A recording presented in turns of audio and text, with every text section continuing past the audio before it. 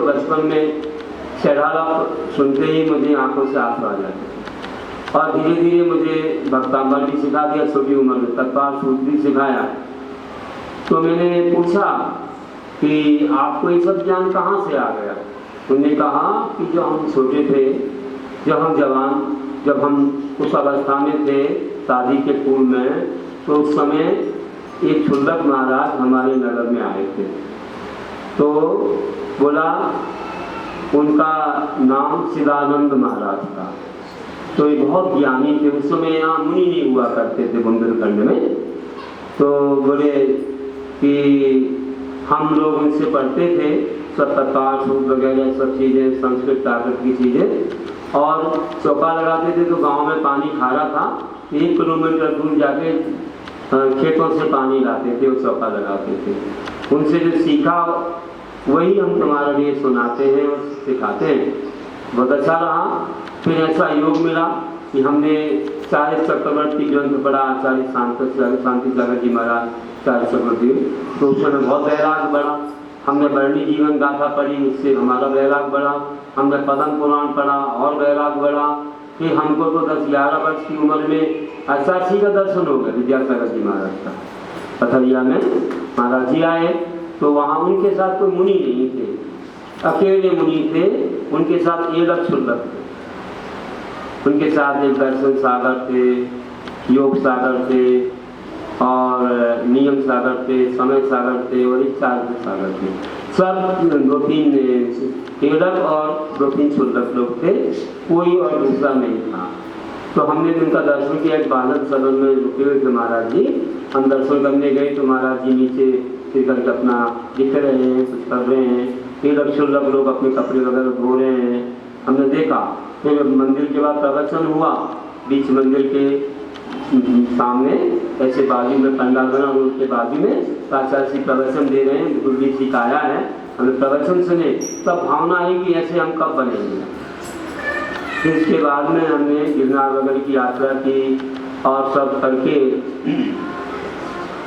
फिर जब दमोह में एक बार देखा तो उनके साथ कुछ मुनि भी हो गए, नैनागिरी वगैरह में दीक्षा हो गई, द्रोणागिरी लगी। तो वहाँ देखा तो 14-15 वर्ष की उम्र में देखा और कम में 13 में देखा होगा। तो उस समय कुछ मुनि भी हो गए, तो पीछे घुमा रहे सब मुनि लोग। तो हमें लग रहा है कि देखो कैसे पीछे घुमा रहे हैं, आपस में नमोस्तुति कर रहे हैं, ऐसे हम कब करेंगे, हम ऐसे कब पीछे घुमाएंगे। आचार्य जी के आहार देखे, कहाँ बैठे हैं देखा, बहुत शांत मुद्रा है और एक दूसरे महाराज तब कुछ चर्चा कर रहे हैं, एक दूसरे को समझा रहे हैं कितना अच्छा है, देखो इनका जीवन, इनके जीवन में कोई पाप नहीं, धर्म की चर्चा है, दिन भर त्याग तपस्या है, ऐसा जीवन कब मिलेगा। फिर थोड़े और बड़े हुए तो जब 16 वर्ष की उम्र के हो गए तो उस समय फिर हम उनको देखने के लिए कि हमें उनके संग में जाना है, ईश्वरी में करके हम चले गए। कलकत्ता चले गए, वहाँ से उड़ीसा चले गए, तो दर्शन नहीं हो पाया। फिर शिखर जी का दर्शन करके हम वापस आ गए। फिर मन में आ गया था कि जाना ही है उनके संग में। फिर जब मरिया जी आ गए तो फिर हम चले गए। फिर हमको लोग पीछे पड़ गए कि तुम्हें आना है, तुम सबसे बड़े हो, 2 और तुम्हारे छोटे भाई हैं, बहन हैं, कि तुमको नहीं जाना है।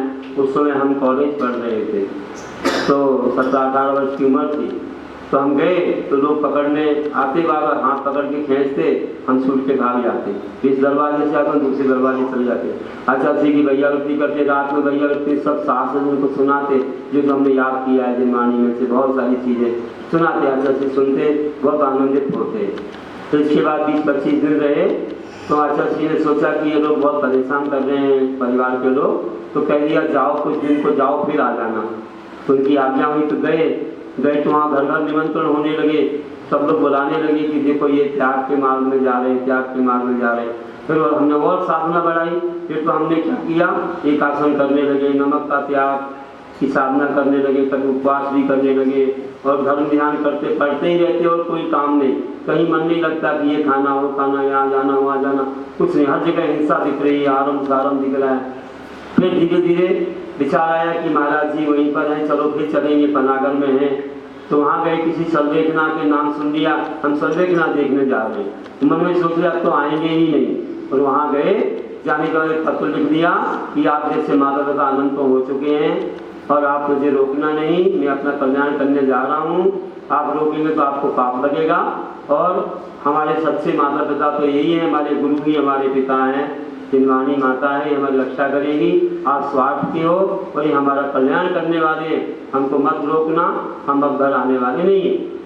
फिर भी आगे आए तो बहुत बात करना चाहे थे, हमने बात ही नहीं की 3-4 दिन तक। हम कहीं और से निकल जाते दरवाजे से, महाराज लोग बोलते बात तो कर लेंगे, रोते हैं जो हम क्यों बात करेंगे। आखिरी में आचार्य जी से जाके बोला कि महाराज जी अब तो मेरी चलने वाली नहीं है और अब तो बहुत ठान दिया लगता है हमारे पुत्र ने, अब हमें क्या करना है। तो महाराज जी बोले देखो इतनी छोटी उम्र में वैराग हो रहा है, इसका मतलब कि पूर्व जन्म का कोई संस्कार है, मुनि रहे होंगे किसी जन्म में, इसलिए इतनी छोटी उम्र में वैराग हो रहा है। इसलिए आप ज़्यादा आग्रह, ज़्यादा जबरदस्ती मत करो और जाने दो मोक्ष मार्ग में। ठीक है महाराज, अब जाने दें, कोई बात नहीं, हमें और क्या करना है, क्या व्यवस्था बनाना। बोले कोई व्यवस्था नहीं बनाना, समाज अपने आप व्यवस्था बना देगी। मतलब कि सफ़ेद वस्त्र आ गए, बाल छोटे छोटे हो गए, पीतल का कमंडल आ गया और हम ब्रह्मचारी बन गए। सन 84 में ऐसा मिल गया और जिस दिन से व्रत लिया उसी दिन से आजीवन नमक का त्याग कर दिया। तो सन 84 से थोड़े दिन में 70 का भी त्याग कर दिया।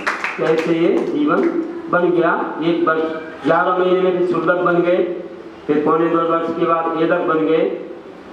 आहार जी में शुद्धक, बबुन जी में एदक और सोनागिरी में 8 महीने के बाद मुनि बन गए। ऐसे मुनि करने लगा, सन 88 में मुनि करने लगा, ऐसा हुआ।